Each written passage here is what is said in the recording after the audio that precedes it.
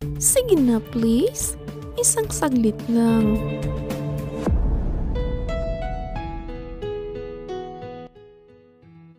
Ako si Sandy, ang bagong maid sa bahay ng mga Altamirano.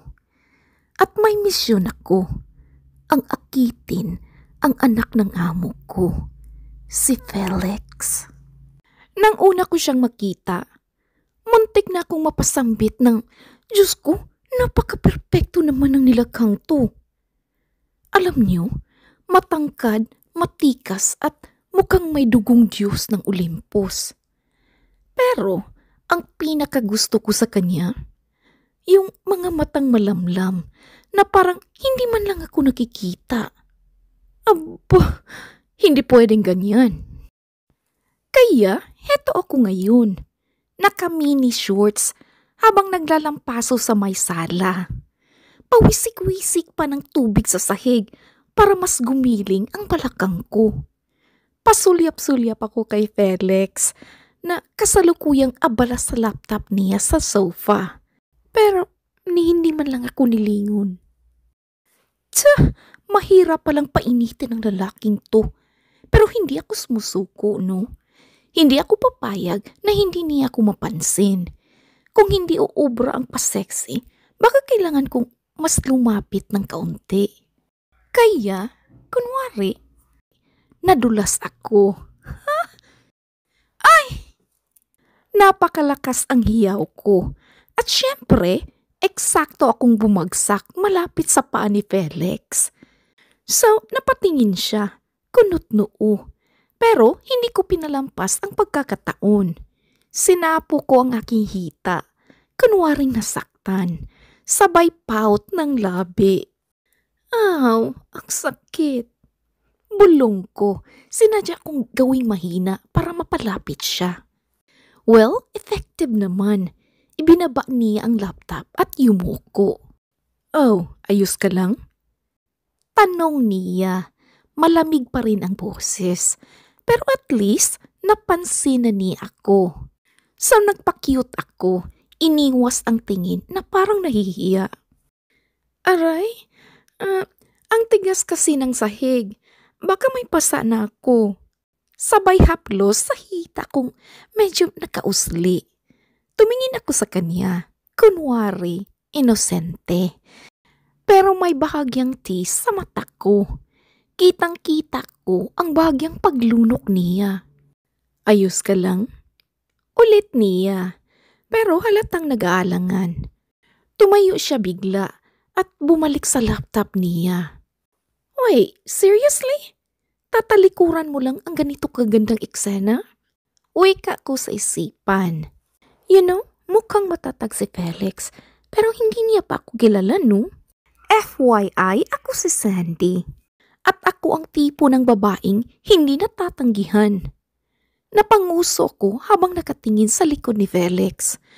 Ang tigas ng katawan, pero mas matigas yata ang pagpipigil niya sa sarili. Alright, hindi bale. Hindi ako nauubusan ng bala. Mabagal akong tumayo. Sinadya kong mag-inat. Yung tipong tataas ang damit ko at sisilip ng bahagya ang tiyan ko. Alam kong kahit wala siyang pakialam kunwari, napansin niya yun kasi may kaunting paghinto sa pagtatype niya. Lumapit ako, dahan-dahan. Kunwari walang mali siya. Sir Felix? Pabulong kong sabi. Kunwari may seryosong sasabihin. Pwede bang makahingi ng favor? Hindi siya tumingin, pero sumagot. Ano yun? So, pinatong ko ang kamay ko sa sandalan ng sofa. Bagyang yumuko para malapit ako sa tenga niya. Ay naku, amoy ko ang shampoo niya. Masarap. Parang gusto kong idikit ang mukha ko sa leeg niya. Pero hindi pa ngayon. Pasasaan ba't mawawala rin ang pagkasanto niya sa akin. May na-stuck kasi akong zipper sa likod ng dress ko kanina. Nagpa-cute akong bumuntong hininga. Pwedeng ikaw na lang ang mag-ayos? Doon siya napalingon. Kita ko sa mata niya ang dalawang bagay.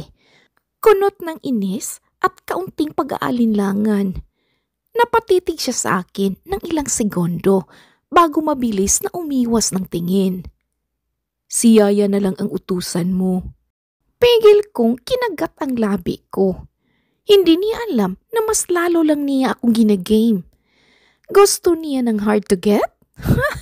Aba, laro tayo, Sir Felix.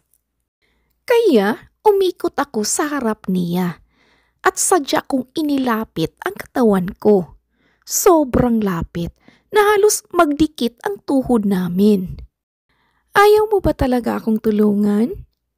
Lambing mode activated, you know. Busy ako. Pero nakita ko ang pagpisil niya sa kamao niya. Parang may kung anong gustong pigilan. So, sinamaan ko siya ng tingin. Nagkunwaring tampururot. Grabe ka. Ang suplado mo pala. Ang gwapo mo na nga. Ang sungit mo pa. Parang gusto niyang mapangiti, pero pinigilan niya. Sige na, please.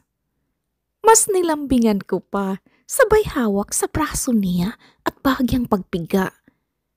Isang saglit lang.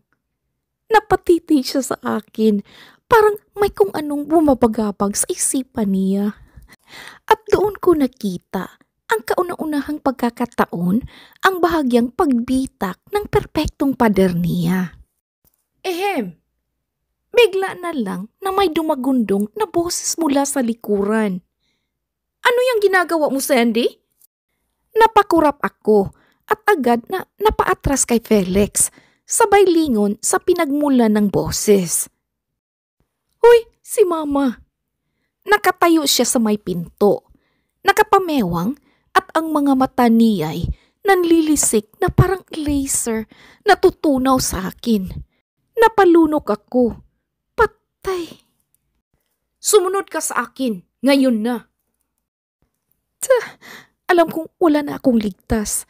Kaya kahit mabigat pa ang paa ko, sumunod ako sa kanya palabas ng sala. Mabilis ang lakad niya at ako naman ay parang batang hila-hila sa tenga. Nadala niya ako sa loob ng kwarto naming dalawa. At sa mismong pagbagsak ng pinto, boom! Kurot sa tenga agad ang inaabot ng beauty ko. Ano bang pinagagawa mo, Sandy? Ay naku, napasingap ako.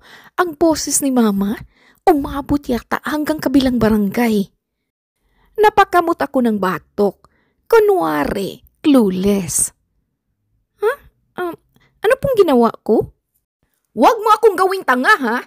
Bata ka, kitang-kita ko kung paano mo tinutokso si Sir Felix. Napangiwi ako. Tangina, ang bilis talaga ng mata ni Mama. Wala talagang kawala. Hindi ka ba nahiya? Kakapasok mo lang dito bilang kasambahay. Tapos, ang unang inatupag mo ay ang maglandi? Mama naman, hindi naman ako lumalandi. Nagpapansin lang ako ng konti. Ano? Konti? Halos isubsob mo na ang sarili mo sa harapan niya? Nagkibit ako ng balikat. Kasi ang gwapo niya. Sandy! Napasapo si Mama sa noo niya. Mukhang nadidiliman na sa akin. Pakinggan mo ako, ha? Si Felix ay isang Altamirano. Anak ng amo natin. Hindi tayo pwedeng umasta na parang pantay lang tayo. Tumagilid ang ulo ko. Paano kung balang araw maging pantay kami? Malay mo, magustuhan niya ako, Mama. At anong gagawin mo kung mangyari iyon? Ha? Aasawahin ka niya? Mariing huminga si Mama. Sandy, hindi ka pinalaki para maging kabit ng mayaman. Ouch! Ang sakit naman nun. Kung gusto mong manatili rito at makatulong sa pamilya natin, magtrabaho ka ng maayos.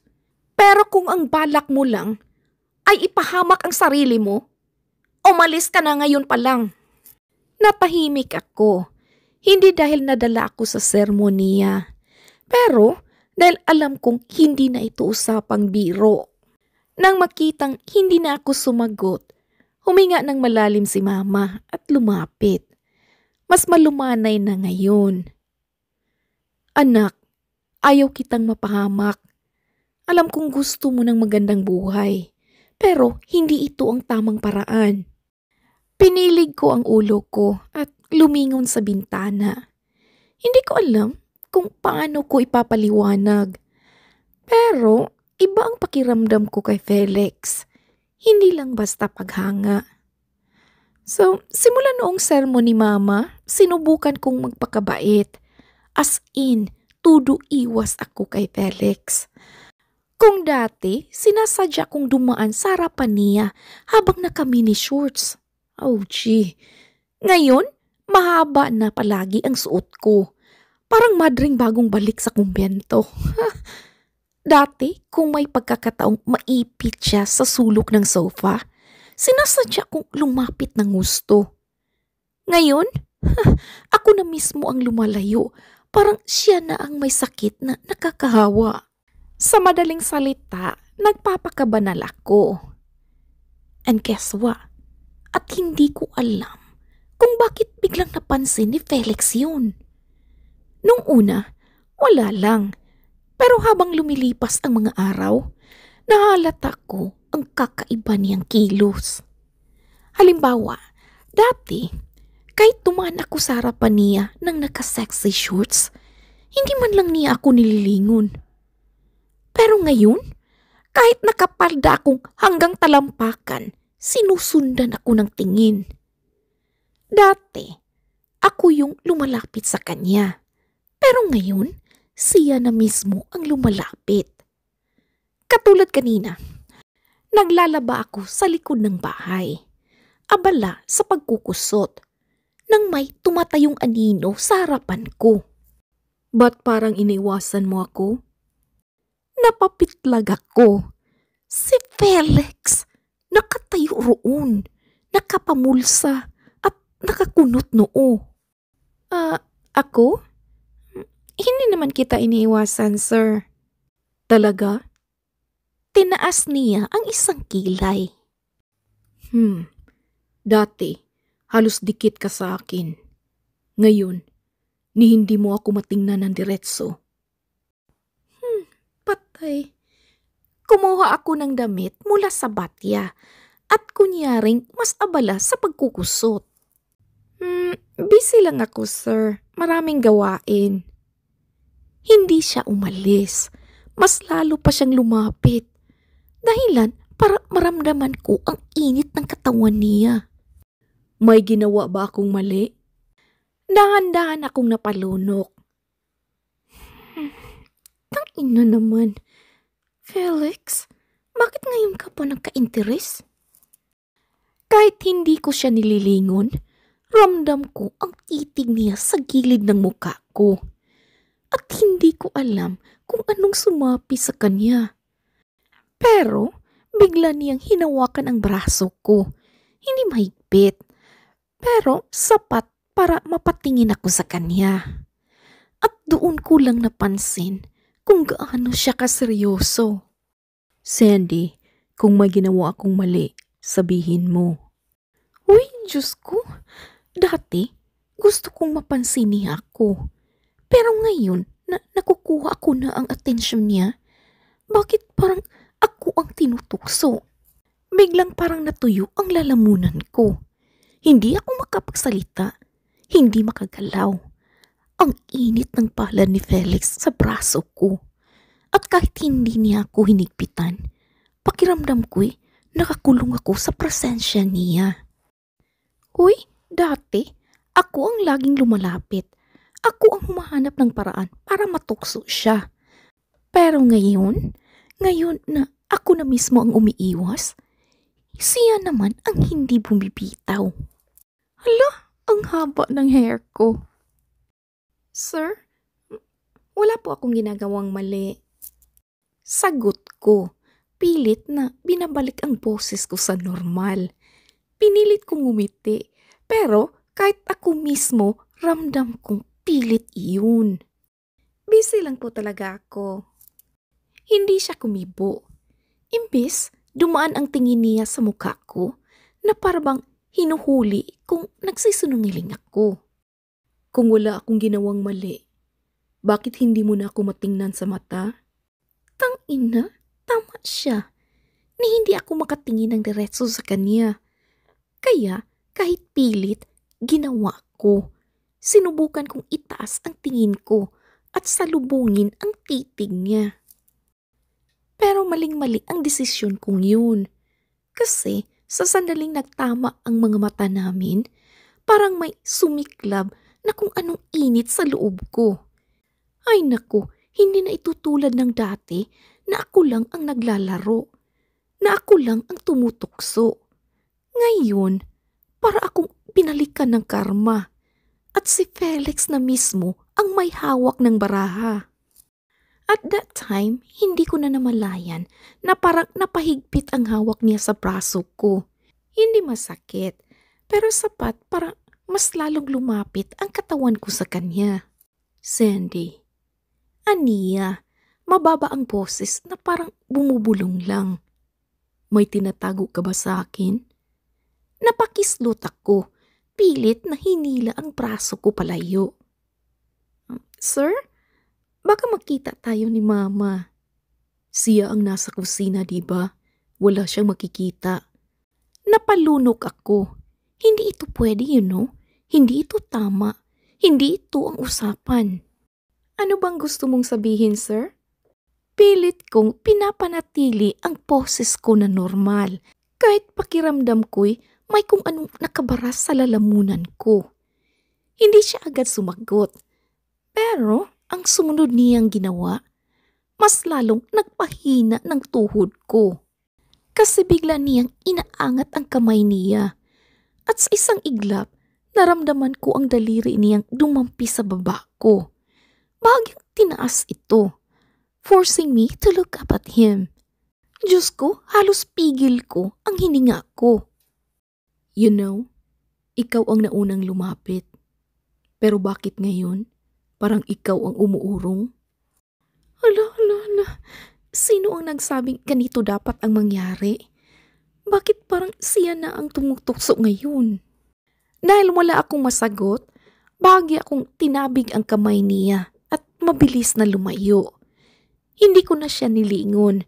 Hindi na ako nagsalita. Ang alam ko lang ay isa lang ang dapat kong gawin ngayon. Umalis bago ako tuluyang lamunin ng laro ko mismo. Now, ang problema, mukhang hindi pa tapos si Felix. At ang mas malaking problema, mukhang mas lalo ko lang siyang ginagatungan sa pag-iwas ko. Simula nung araw na yun, si Felix na ang hindi mapakali. Dati, kahit anong gawin ko para mapansin niya, wala siyang pakialam. Ngayon, kahit simpleng pag-iwas ko, napapansin niya agad. Kapag nag-aalmusal siya sa dining table, tahimik lang ako sa sulok. Pero paglingon ko, nahuhuli ko siyang nakatingin. Kapag naglalakad ako sa hallway, madalas ko siyang nadadatnang nakatayo sa may hagdan. Parang may hinihintay. At alam ko kung sino yun. Siyempre, ako. And then, kapag naglalaba ako sa likod ng bahay, tulad ng nangyari noon, bigla na lang siyang susulpot at magtatanong ng walang kakwenta-kwentang bagay. Like, Sandy, anong ulam mamaya? Sandy, anong oras ka matatapos? Sandy, busy ka ba? Ay, Diyos ko, sa isip-isip ko, ano naman kung anong oras ako matapos? Ano bang pakialam mo?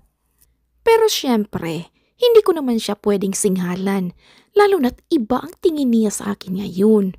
Mas matalim, mas matiyaga, at mas determinado. At ang pinakamasama, mas nakakaakit. Isang gabi, mga 11:00 na siguro ng gabi, katatapos ko lang maligo.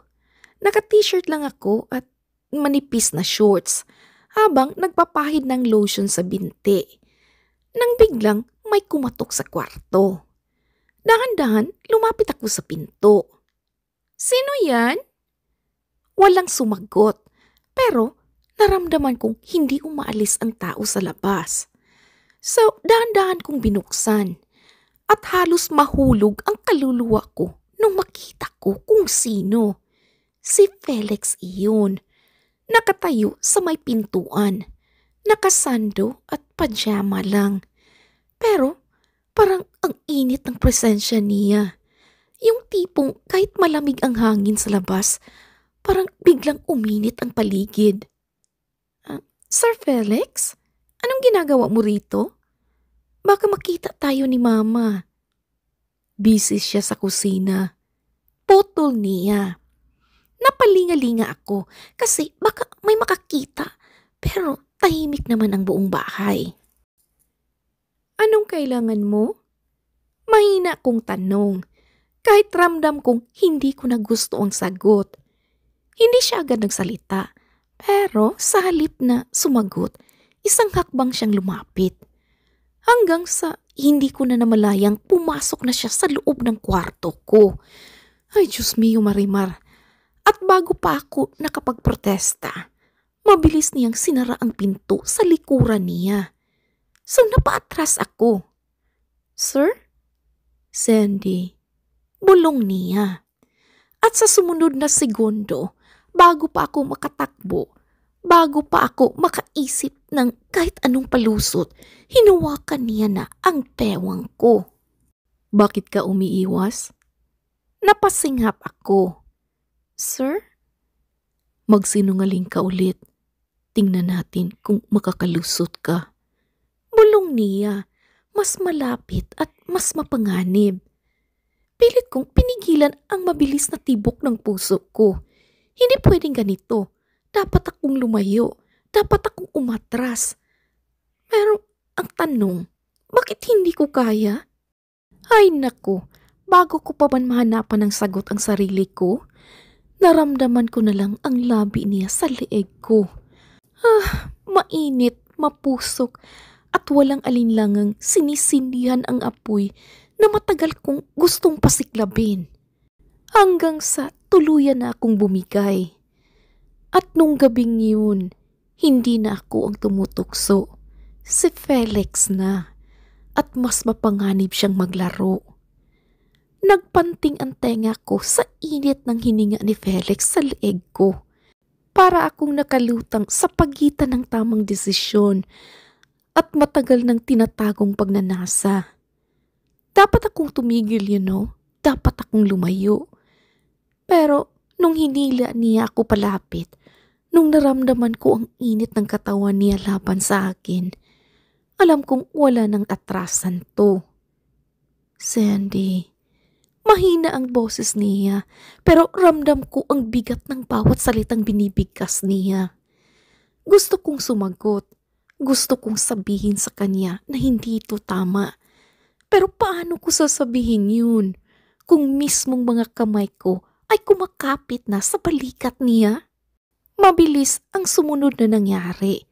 Sa isang iglap, nakasandal na ako sa pinto, nakakulong sa pagitan ng matigas niyang katawan at ng kahoy na hindi ko na alam kung kaya ko pang hawakan para tumayo ng maayos. Ang mga labi niya bumaba mula sa leeg ko papunta sa panga. Hindi nagmamadali pero alam mong sigurado siya sa ginagawa niya. Napakapit ako sa batok niya. Hindi ko na alam kung pigilan siya o para mas lalong ipagdiinan ang sarili ko sa kanya. Hanggang sa hindi ko na natiis. Ako mismo ang bumigay. Ako ang unang lumapit. Ako ang unang sumakop sa labi niya. At sa isang iglap, parang nawala na ang lahat ng inibitasyon ko. Mabilis, mapusok, walang makakapigil. Naramdaman ko ang paghigpit ng hawak niya sa bewang ko. Parang gusto niyang tiyaking hindi na ako makakatakas. As if gusto ko pang tumakas sa puntong to? Ay, Diyos ko day. Habang lumalalim ang halik niya, mas lalo akong napapahina. Para akong nilalagnat sa sobrang init. Para akong nawawala ng malay sa sobrang bilis ng pangyayari.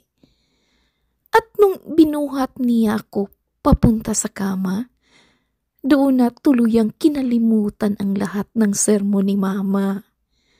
Sa gabing iyon, hindi ako isang kasambahay. Sa gabing iyon, hindi siya isang amo. Sa gabing iyon, kami lang ang mahalaga. At kahit alam kong pagsisihan ko to kinabukasan, gagawin ko pa rin ng paulit-ulit kung si Felix ang kapiling ko. Katatapos lang ng lahat, hingal pa ako habang nakahiga sa kama. At nakapikit habang unti-unti kong sinusubukang iproseso ang katatapos lang naming gawin ni Felix. Hindi ko alam kung matutuwa ako o magpapanik. Ang alam ko lang, ang init pa rin ng katawan ko at parang gusto ko pang ulitin. Hanggang sa... Sandy? Anak? Bakit nakalak ang pinto? Nanlaki ang mata ko. Si Mama. Diyos ko, halos mapasigaw ako sa kaba. Napabalikwas ako ng bangon. Nagulantag si Felix sa tabi ko. Pareho kaming nagkatinginan, pareho kaming wala sa sarili. Teka lang, Ma. Dali-dali akong sagot habang kalmot ng kalmot kay Felix. Tago, bilis! Bulong ko, halos murahin ko na siya. Ano? Saan? Kinakabang tanong niya. Saan pa ba? Iti sa ilalim ng kama. At sa loob ng 3 segundo, bago pa muling kumatok si Mama, wala na si Felix sa tabi ko. Nasa ilalim na siya ng kama. Nanahimik, parang kriminal na nagtatago. Huminga ako ng malalim. Inayos ang buhok ko. Tapos binuksan ang pinto. Pilit na nagpapakarelax kahit gusto ko nang mahimatay sa kaba. Oh, Ma? Pilit kong ngiti kahit nanginginig ang tuhod ko. Nakasalubong agad ako ng matalim na tingin. Parang sinisiyasat niya ang itsura ko mula ulo hanggang paa. Bakit hindi ka patulog? Oh, nag-aayos lang ako ng gamit. Napataas ang kilay niya. Bakit ka ba kinakabahan? May kasama ka ba dito sa loob? Halos mapalunok ako. Wala, Ma. Ano ka ba? Guni-guni mo lang yun. Muli siyang tumingin sa loob ng kwarto ko. Parang may hinahanap. So napatayo ako sa may pinto. Bahagyang hinarangan ang daanan. Baka kasi maisip niyang pumasok at umupo sa kama. Pero bago pa siya makapagsalita ulit, biglang may narinig kaming mahinang tunog mula sa ilalim ng kama. Ay naku, para akong natuyuan ng dugo. Napakunot noo si Mama. Ano yun? Ha? Ano? Yun? Daga, Ma. Daga lang yun. Baka may pumasok sa ilalim ng kama. Nagsalubong lalo ang kilay niya. Daga? Bakit parang malakas ang tunog? O siya, babalik ako rito mamaya. Itatapon ko lang muna ang mga basura sa labas. Matulog ka na't maaga pa tayo bukas. Opo, Ma. Sige po, Ma. Phew! Nang makaalis si Mama, ay doon lang ako nakahinga ng maluwag. Lumipas ang ilang linggo at kahit anong iwas ko, hindi ko na maitatanggi ang nararamdaman ko. Madalas akong hilo. Parang ang bigat lagi ng katawan ko. At higit sa lahat, sa tuwing naaamoy ko ang ginisang bawang sa kusina, parang gusto kong sumuka. Nung una, inisip ko na baka pagod lang ako. Baka naman dahil lang sa puyat o sa sobrang trabaho. Pero nung napansin kong hindi dumating ang regla ko, alam ko na. Nakatitig ako sa kalendaryo sa dingding ng kwarto ko habang kinakalkula ang mga petsa. 1, 2, 3. Halos 1 buwan na akong delayed. Napahawak ako sa tiyan ko. Isang bagay na hindi ko pa rin matanggap. Hindi maaari, hindi pwede. Sandy? Sigaw ni Mama mula sa labas. Bilis! Ipagligpit mo yung pinagkainan ni Sir Felix. Ay naku, si Felix, sa pangalan pa lang niya, parang mas lalo akong kinalabutan. Paano ko to sasabihin sa kanya? Paano kung hindi niya ako panagutan? Bago pa ako tuluyang lamunin ng takot, dali-dali akong lumabas ng kwarto para magtrabaho. Kahit nanginginig pa rin ang tuhod ko. Pagdating ko sa dining area, nakita kong nakaupo si Felix, nagkakape. Nang magtama ang mga mata namin, ngumiti siya. Good morning, Aniya. Dati, kinikilig pa ako tuwing ngingitian niya ako ng ganun. Pero ngayon, pakiramdam ko parang gusto kong mahimatay sa kaba. Sir Felix, good morning. Nauutal kong bati habang pinupulot ang pinagkainan niya. Napansin niya yata na parang hindi ako mapakali, kaya tinaas niya ang isang kilay. Okay ka lang? Mabilis akong tumango. Oo naman po, sir.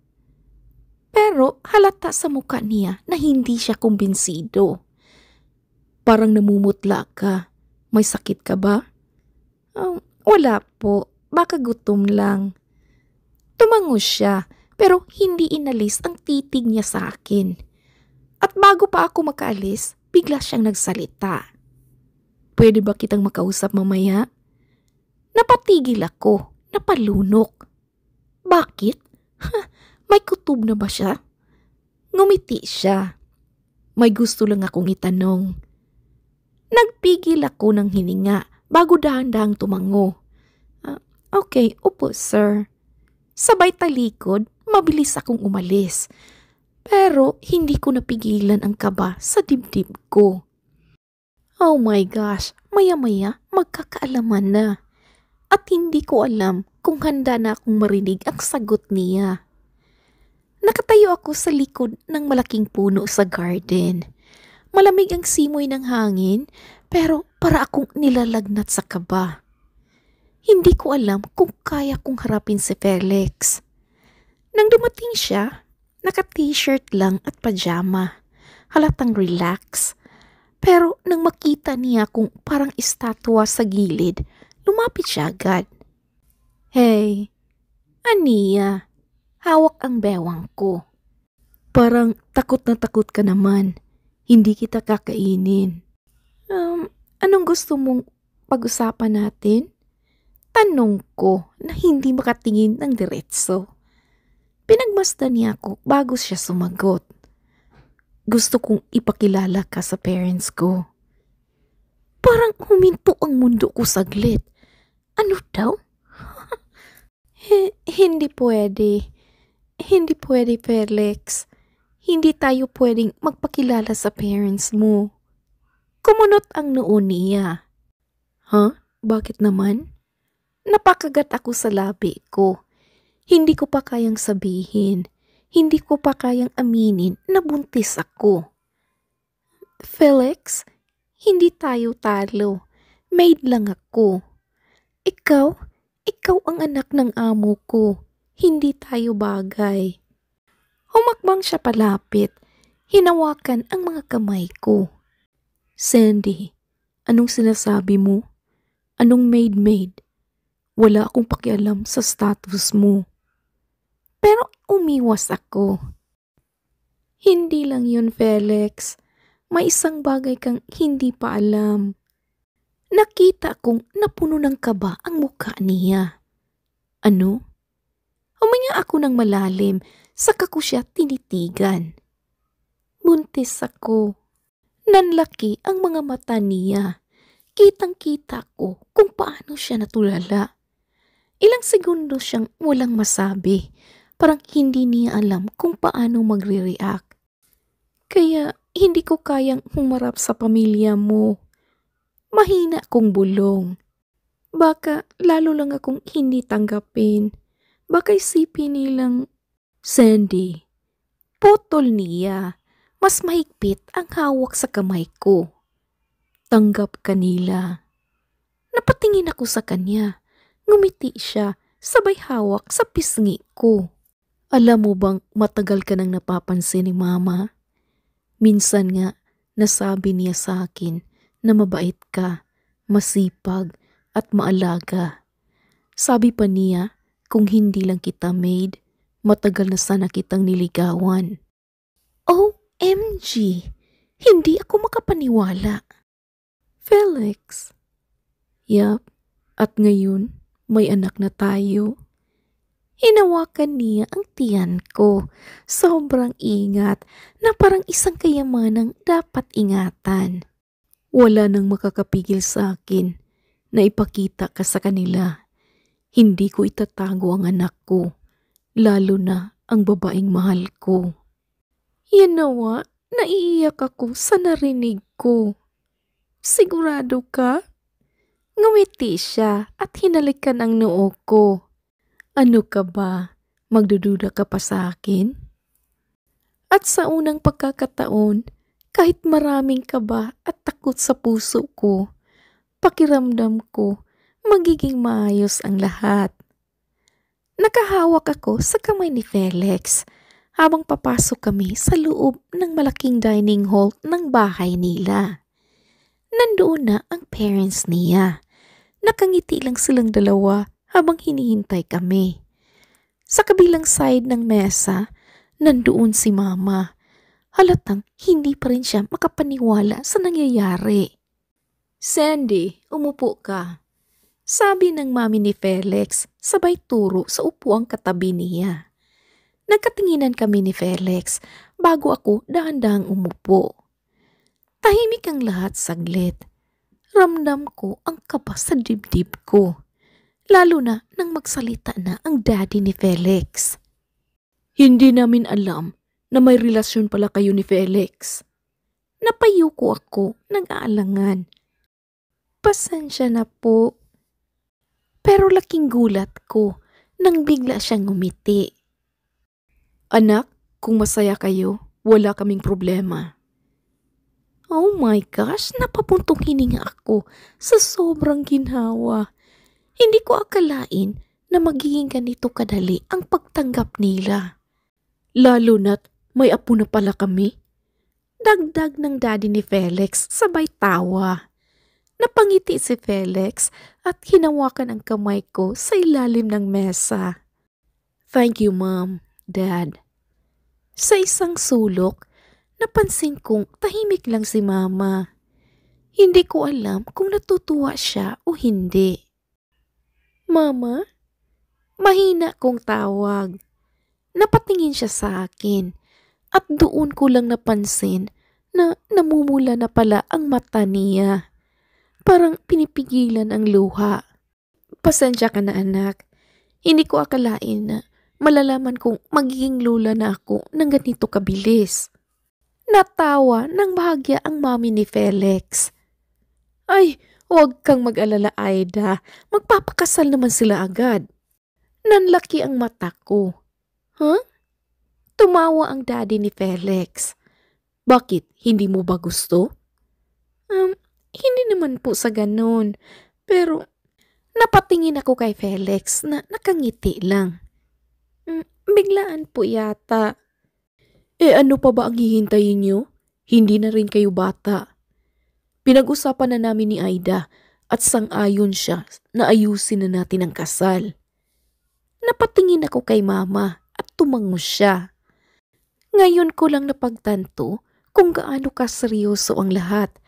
Para akong lumulutang sa ulap. Hindi alam kung matutuwa o kakabahan. Pero nang pisili ni Felix ang kamay ko at tinitigan ako ng may ngiti, alam kong may isang bagay na sigurado ako. Ito ang lalaking gusto kong makasama habang buhay. Hindi ko alam kung totoo pa ang nangyayari o isang panaginip lang. So, nakatayo ako sa harap ng malaking salamin, nakasuot ng puting wedding gown na hindi ko akalain na isusuot ko ng ganito kabilis. Sa isang iglap lang, nagbago ang buhay ko. Naku, ang ganda-ganda mo anak. Napangiti rin ako.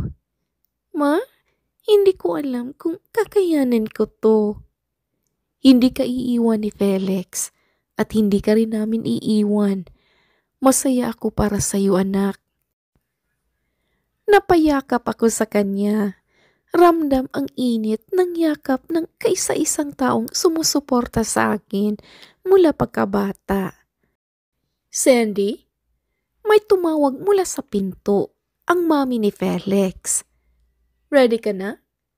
Huminga ako ng malalim at ngumiti. Opo, tita. No, hindi tita. Mama na ang tawag mo sa akin mula ngayon. Mas lalo akong ngumiti. At nang tumugtog na ang wedding march, lumabas ako ng kwarto at naglakad sa aisle kung saan hinihintay ako ni Felix. Nakatayo siya roon. Sobrang gwapo sa suot niyang itim na tuxedo. Sa titig pa lang niya, parang gusto ko nang tumakbo papunta sa kanya. Habang naglalakad ako, nakita ko ang mga magulang niya, si mama at ang ibang bisita na nakitngiti habang pinagmamasdan ako. Nang makarating ako sa harapan, inabot ni Felix ang kamay ko. Ang ganda mo, bulong niya. Napangiti ako, sabay lingon sa pare na nakangiti rin. At ngayon, pag-iisa na natin ang dalawang pusong nagmamahalan, sabi ng pare. Alam niyo, wala na akong ibang marinig pagkatapos noon. Ang tanging nararamdaman ko lang ay ang kabog ng puso ko at ang init ng kamay ni Felix na hawak ko. At nang sabihin ng pare ang mga salitang, maaari mo nang halikan ang iyong asawa. Hindi na ako naghintay pa. Ako na mismo ang humila kay Felix at siniil siya ng halik. Oh my, narinig ko ang palakpakan, ang hiyawan ng mga bisita. Pero wala akong pakialam dahil sa araw na ito, sa harap ng Diyos at ng lahat, ako na si Sandy Altamirano, ang asawa ni Felix, at ang babaeng mamahalin niya habang buhay. The end. Oh wow, ang ganda. Ang ganda ng love story ni Sandy. Hello mga kakulay.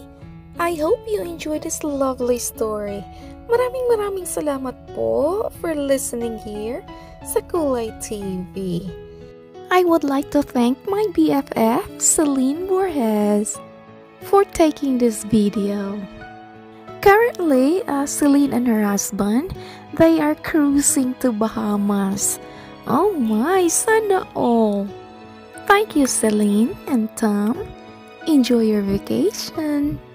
This is Ethel McManaman, Kulay TV creator, saying, bawat buhay ay may kulay. Thank you and take care. Dagan kayong salamat. See you sa next story.